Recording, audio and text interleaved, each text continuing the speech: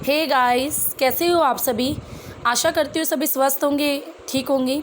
स्वागत करती हूँ मैं आप सभी का अपने YouTube channel study with Deepa Saini में। आज की क्लास में हम करने जा रहे हैं क्लास 9th की एनसीईआरटी और क्लास 9th के एनसीईआरटी के 4 चैप्टर हम अपने पहले ही कंप्लीट कर चुके हैं। आज की वीडियो में आप चैप्टर नंबर 5 पढ़ोगे, जिसका नाम है प्राकृतिक वनस्पति और वन्य प्राणी। तो 9वीं की हमने एनसीईआरटी सीरीज़ शुरू की हुई है और इसमें हम चैप्टर नंबर 5 पर पहुंच गए हैं। तो चलिए अपना शुरू करते हैं आज का चैप्टर। इससे पहले अगर आप चैप्टर नंबर 1 से 4 तक पढ़ना चाहते हो तो मेरे चैनल पर ज्योग्राफी एनसीईआरटी सीरीज़ के नाम से आपको प्लेलिस्ट मिल जाएगी और उस प्लेलिस्ट में जाकर आप इजीली सभी वीडियोस देख सकते हो एनसीईआरटी से रिलेटेड।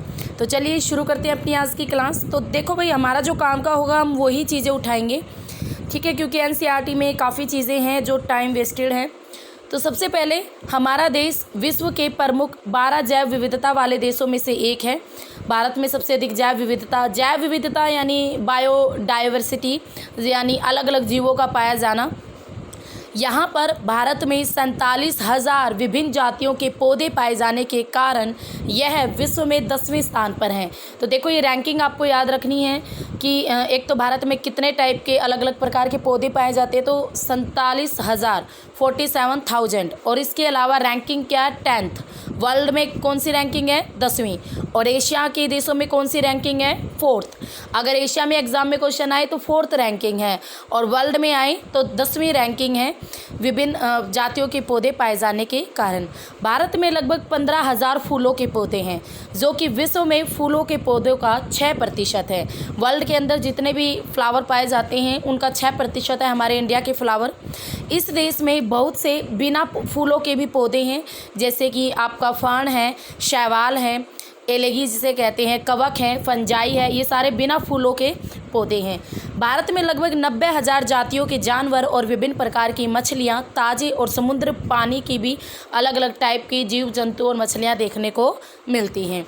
तो ये पैराग्राफ क्या दिखाता है, ये दिखाता है कि हमें किस तरीके से भारत में अलग अलग जातियों के पेड़ पौधे हैं, जीव जंतु हैं, फूलों वाले, बिना फूलों वाले, तो डिफरेंट टाइप की जैव विविधता भारत में देखने को मिलती है।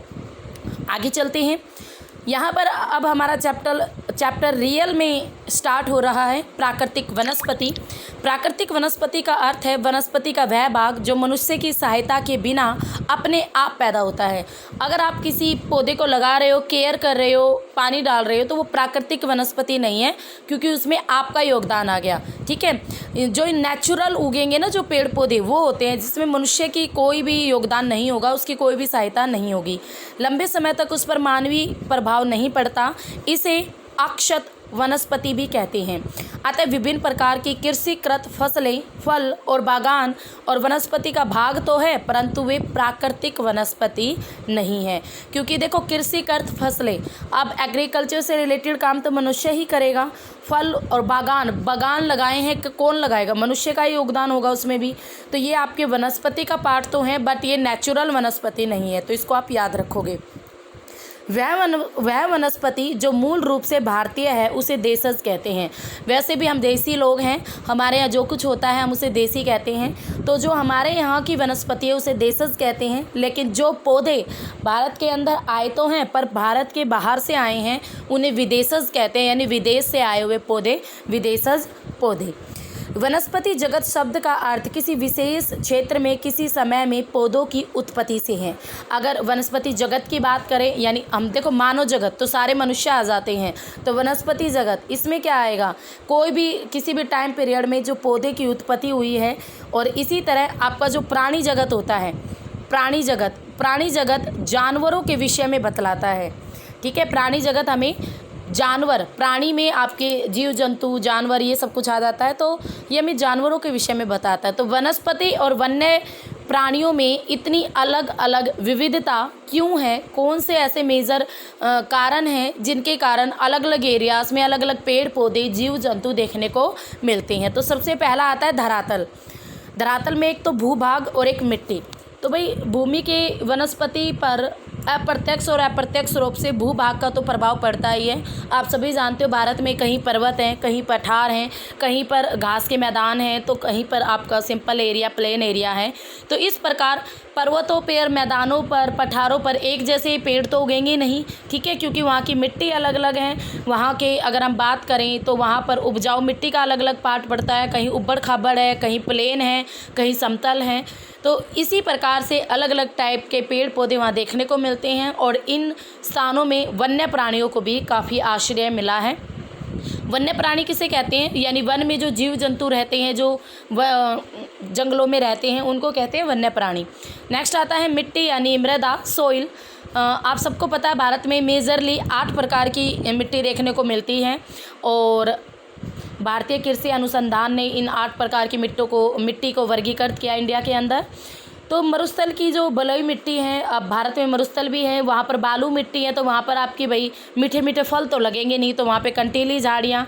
नदी के डेल्टाई एरियाज़ में पर्णपाती वन, जहाँ ज़्यादा वर्षा है वहाँ आपके सदाबहार वन, ठीक है। तो इस प्रकार से पूरे भारत की बात करें तो अलग अलग एरियाज़ में अलग अलग वनस्पति देखने को मिलती हैं।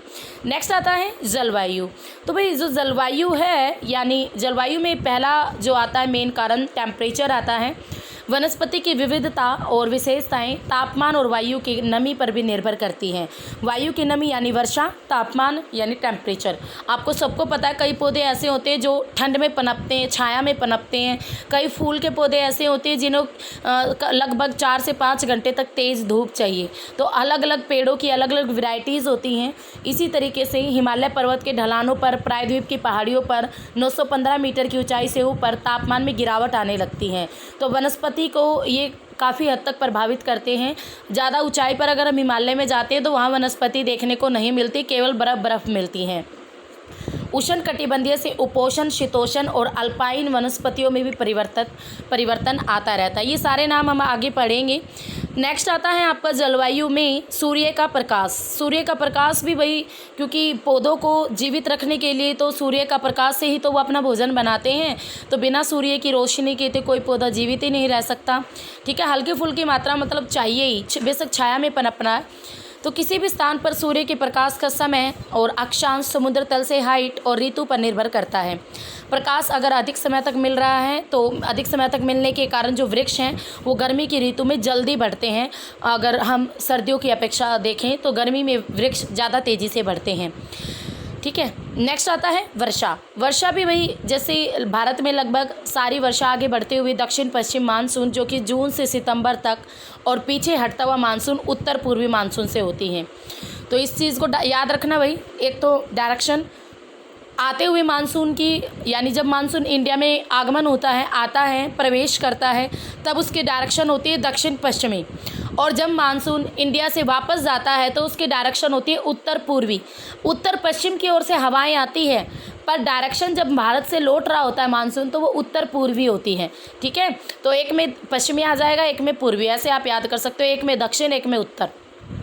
अधिक वर्षा वाले क्षेत्रों में कम वर्षा की अपेक्षा सघन वन पाए जाते हैं। सिंपल सी बात है, जहाँ पर अधिक वर्षा होगी वहाँ के हरे भरे वन होंगे। जहाँ पर मरुस्थलीय इलाके में कम वर्षा होती है तो वहाँ पर आपकी कंटीली झाड़ियाँ, इस तरीके के हल्की फुल्की वनस्पति देखने को मिलती हैं।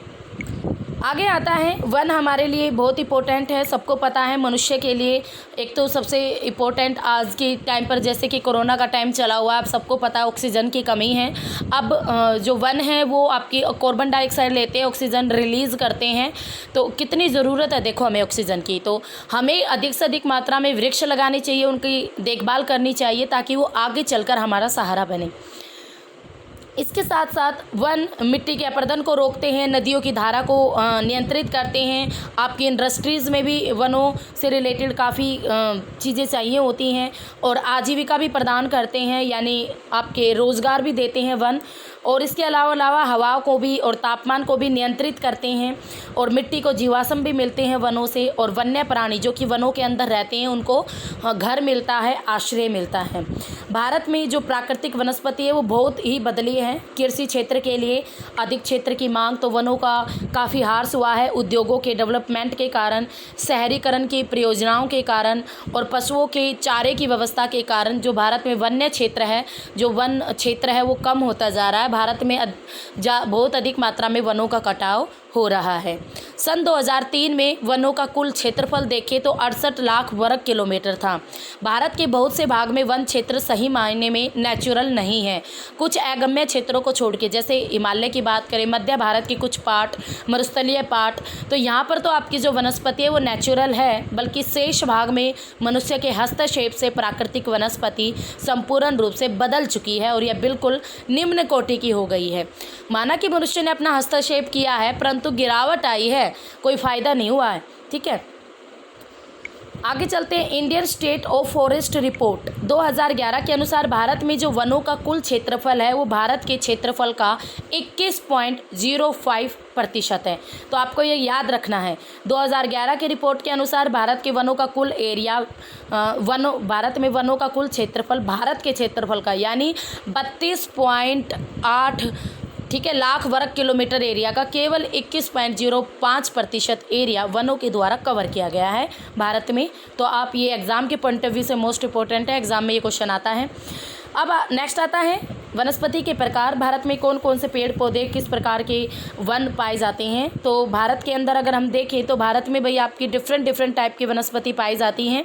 सबसे पहले अगर हम देखते हैं तो भारत में उष्णकटिबंधीय सदाबहार वन, उष्णकटिबंधीय पर्णपाती वन, उष्णकटिबंधीय कंटीले वन या झाड़ियाँ, पर्वतीय वन, मैंग्रोव वन। तो मेजरली भारत में 5 टाइप के यानी 5 प्रकार के वन देखने को मिलते हैं। तो यहाँ पर मैं आपको एक बार थोड़ा सा छोटा करके आपको ये रेशो है, इसमें आप देख सकते हो कि किस एरिया में सबसे ज़्यादा वन है, किस राज्य में सबसे ज़्यादा वन है। तो यहाँ पर अगर हम बात करें तो भाई मिज़ोरम, यहाँ पर ये जो सबसे लंबी लाइन है मिज़ोरम की है। तो मिज़ोरम की बात करें तो मिज़ोरम में आपकी सबसे अधिक वन यहाँ पर देखने को मिल रहे हैं। ठीक है, तो ये वनों के क्षेत्रफल की बात करें, वनों का क्षेत्रफल है मिज़ोरम में। नेक्स्ट आता है उष्णकटिबंधीय वर्षावन। तो उष्णकटिबंधीय वर्षावन सबसे पहले प्रकार की वनस्पति। तो ये आपके जो पश्चिमी घाट यानी जो पश्चिमी तटीय मैदान है, जहाँ पर हमारे महाराष्ट्र, गुजरात, कर्नाटक के गोवा और केरला का जो तटीय मैदान है जो समुद्र से लगता है उसे बोलते हैं पश्चिमी घाट। इस पश्चिमी घाट के अधिक वर्षा वाले क्षेत्रों जैसे लक्षद्वीप है, अंडमान निकोबार है, द्वीप समूह और असम के जो ऊपरी भाग है और तमिलनाडु के तट तक ये सीमित है। यानी तमिलनाडु के तट पर, असम राज्य के ऊपरी भागों में, अंडमान निकोबार द्वीप समूह में और पश्चिमी घाट के एरियाज में आपके उष्णकटिबंधीय वर्षावन पाए जाते हैं। यहाँ पर ये काफ़ी विकसित हैं, 200 सेंटीमीटर से अधिक वर्षा इन्हें प्राप्त है और इनको सदाबहार वन भी कहते हैं। ये भी आप याद रखोगे, उष्णकटिबंधीय वर्षावन, सदाबहार वन। इन वृक्षों की जो लंबाई होती है वो 60 मीटर से भी अधिक होती है और ये वर्ष भर गर्म और आर्द्र रहते हैं। यहाँ की जो वनस्पति हैं वो वृक्ष, झाड़ियाँ और लताएं भी यहाँ के वनों में काफ़ी उगती हैं और ये लताएं इतनी घनी होती हैं कि अगर इनमें एक बार उलझ गए ना तो सुलझना बहुत भारी काम होता है। और इनकी विभिन्न ऊंचाइयों से इनके कई लेवल्स भी देखने को मिलते हैं। इनमें पतझड़ होने का कोई भी टाइम पीरियड नहीं होता, मीन्स हमें ये नहीं पता चलता कि किस टाइम पर कौन से वृक्ष की पत्तियाँ गिर रही हैं। सारा साल ये हरे भरे रहते हैं, इसीलिए इन्हें सदाबहार भी कहते हैं। इन वनों में जो आपके व्यापारिक महत्व के कुछ वृक्ष पाए जाते हैं, ये आपको नाम याद रखने हैं, ये एग्जाम में आते हैं। आबनूस, एबोनी, मोहोगनी, रोजवुड, रबड़ और सिनकोना। एग्जाम में क्वेश्चन सीधा आएगा, रबड़ किस प्रकार का वन है। ऑप्शन में होगा उष्णकटिबंधीय सदाबहार वन, उष्णकटिबंधीय मानसूनी वन, कंटीले वन, ठीक है, मैंग्रोव वन। इस तरीके से इन वनों में सामान्य रूप से जो जानवर पाए जाते हैं, हाथी, बंदर, लैमूर और हिरन। एक सींग वाले गैंडे असम में वैसे भी एक सींग वाला गैंडा, काजीरंगा जो नेशनल पार्क है वो फेमस है एक सींग वाले गैंडे के लिए। और पश्चिम बंगाल के दलदली क्षेत्र में भी ये काफ़ी देखने को मिलते हैं। तो यहाँ पर देख सकते हो आप, एक बार मैप ही दिखा देती हूँ, मैं रीड आउट करा देती हूँ ताकि चीज़ें आपको क्लियर हो जाए। तो सबसे पहले उष्णकटिबंधीय सदाबहार वन, जो कि बिल्कुल डार्क ग्रीन द्वारा दिखाया गया है। और इंडिया के मैप में आप डार्क ग्रीन देखो तो देखो ये पश्चिमी घाट है आपका, ये तमिलनाडु का तटीय इलाका, ये बंगाल का, पश्चिम बंगाल का कुछ पार्ट, और ये असम का, ठीक है, असम का राज्य आ जाता है, मणिपुर, मिजोरम, मेघालय, ये सारे इसमें आ जाते हैं। तो ये थे उष्णकटिबंधीय सदाबहार वन इंडिया के अंदर। नेक्स्ट आते हैं उष्णकटिबंधीय पर्णपाती वन। तो ये जो लाइट शेड है ये सारी की सारी आपकी उष्णकटिबंधीय पर्णपाती वन। तो आप एरियाज़ की दृष्टि से अगर एग्जाम में क्वेश्चन आता है तो आप बता सकते हो कि भारत के सबसे अधिक क्षेत्रफल पर उष्णकटिबंधीय पर्णपाती वन या मानसूनी वन ही देखने को मिलते हैं। थर्ड आता है भाई पर्वतीय वन। पर्वतीय वन यानी बिल्कुल लाइट ग्रीन शेड है। पर्वतीय वन नाम से ही पता है, पर्वत तो हमारे यहाँ जम्मू कश्मीर, हिमाचल प्रदेश, उत्तराखंड, इन्हीं राज्यों को टच करते हैं, तो यही इसका राइट एरिया रहेगा। नेक्स्ट आता है मैंग्रोव वन, और सॉरी पर्वतीय इलाका, इसमें आपका ये सिक्किम राज्य भी आ जाएगा और अरुणाचल प्रदेश भी आ जाएगा। मैंग्रोव वन, तो देखो मैंग्रोव वन की अगर हम बात करें तो मैंग्रोव वन का थोड़ा इलाका क्यों है, क्योंकि ये नदियों के डेल्टा इलाकों में पाए जाते हैं। जैसे यहाँ पर गंगा ब्रह्मपुत्र के डेल्टा का कुछ पार्ट है, यहाँ पर आपकी महानदी, यहाँ पर कृष्णा, यहाँ पे कावेरी, तो इन नदियों के डेल्टाई वाले इलाकों में ही पाए जाते हैं मैंग्रोव वन, ठीक है। नेक्स्ट आते हैं उष्णकटिबंधीय कंटीले वन, जो कि रेगिस्तानी यानी मरुस्थल एरिया में पाए जाते हैं, जिसमें आपका राजस्थान आ जाता है, गुजरात आ जाता है, और कुछ तेलंगाना, मध्य प्रदेश और आंध्र प्रदेश का भी कुछ पार्ट इसमें आता है। तो ये भारत के अंदर थे विभिन्न वन या भारत में प्राकृतिक वनस्पति। आई थिंक आपको क्लियर हो गया है। आगे चलते हैं तो कई प्रकार के पक्षी भी देखने को मिलते हैं भाई सदाबहार वनों के अंदर अगर हम देखें तो, और चमगादड़ और कई रेंगने वाले जीव भी यहाँ पर पाए जाते हैं। नेक्स्ट आता है उष्णकटिबंधीय पर्णपाती। देखो जैसा नाम से ही पता है पर्णपाती, सबसे पहला क्वेश्चन तो इससे यही बनता है कि भारत के सबसे ज़्यादा एरिया पर उष्णकटिबंधीय पर्णपाती वन देखने को मिलते हैं।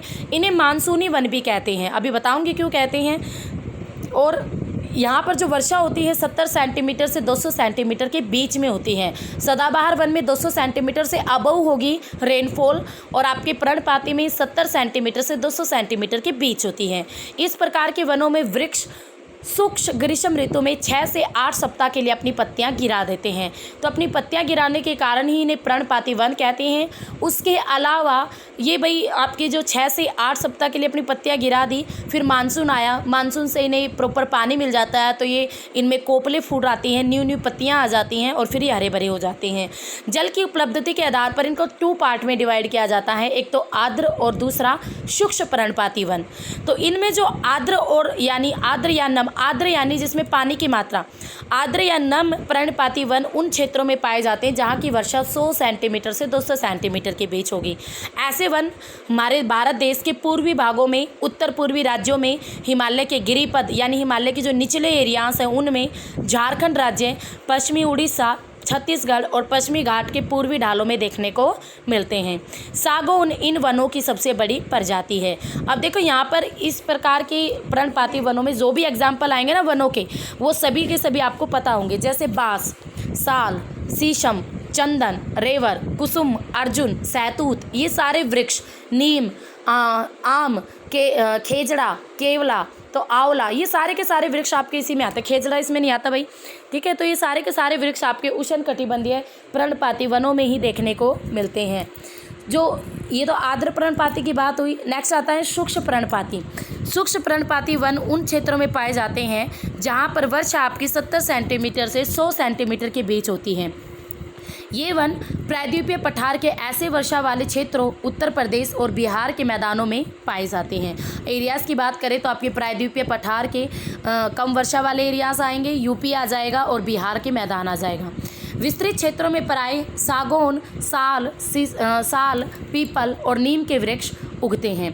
इन क्षेत्रों के बहुत बड़े भाग कृषि कार्य में प्रयोग हेतु साफ कर लिए गए हैं, और कुछ क्षेत्रों में यहाँ पर पशुचारण भी होता है, ठीक है, यानी पशुचारण भी यहाँ पर लोग अपने पशुओं को भी पालते हैं। इन जंगलों में जो जानवर पाए जाते हैं वो पराए, सिंह, शेर, सूअर, हिरन और हाथी हैं, और कई टाइप के पक्षी भी हैं, छिपकली, सांप, केंचुए, तो ये विभिन्न प्रकार के पक्षी भी और अन्य जीव, वन्य प्राणी भी यहाँ पर देखने को मिलते हैं। नेक्स्ट आता है कंटीले वन और झाड़ियाँ। तो जिन क्षेत्रों में आपकी 70 सेंटीमीटर से भी कम वर्षा, वैसे तो देखो इन अलग अलग वनस्पति को है ना ज़्यादा टेम्परेचर और वर्षा ही प्रभावित कर रहे हैं। तो जिन एरियाज़ में 70 सेंटीमीटर से भी अधिक कम वर्षा होती हैं, तो वहाँ पर प्राकृतिक वनस्पति में कंटीले वन और झाड़ियाँ देखने को मिलती हैं। तो जैसे हमारा जो मरुस्थलीय इलाका था ना, वो भारत देश के उत्तर पश्चिम पार्ट में है, जिसमें गुजरात, राजस्थान, छत्तीसगढ़, मध्य प्रदेश का कुछ पार्ट, यूपी का कुछ पार्ट और हरियाणा के भी अर्ध शुष्क एरियाज शामिल होते हैं। अकासिया, खजूर, पाम, यूफोरबिया, नागफनी, कैंगटाई यहाँ की मुख्य पौधों की कुछ प्रजातियाँ हैं। इन वनों के वृक्ष बिखरे हुए होते हैं, जड़ें इनकी लंबी रहती हैं और जल की तलाश में चारों ओर फैली हुई होती हैं। पत्तियां यहाँ प्राय छोटी होती है, जिसमें वाष्पीकरण कम से कम हो सके। पत्तियां इन वृक्षों की बिल्कुल छोटी छोटी होती है, जिससे वाष्पीकरण यहाँ पे कम होता है, क्योंकि पहले बेचारों को पानी कम मिला है और वाष्पीकरण हो जाएगा तो इनके पास क्या बचेंगे, कैसे जीवित रहेगी प्राकृतिक वनस्पति।